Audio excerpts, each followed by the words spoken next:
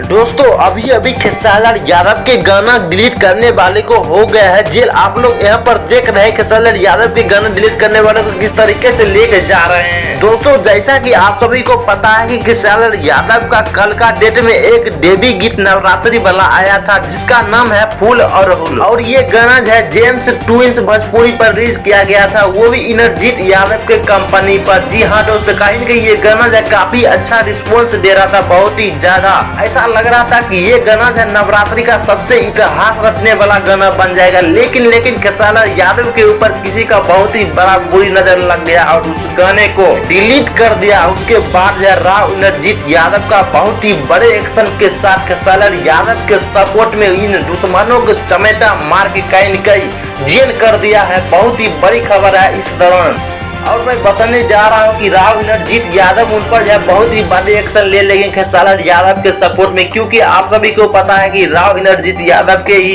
Channel पर खेसारी यादव का फूल और हुल डेब्यू गीत चला था। दोस्तों आप सभी को ऐसे क्या लगता है कि जेल करना चाहिए या नहीं करना चाहिए, आप सभी कमेंट बॉक्स में बताइएगा।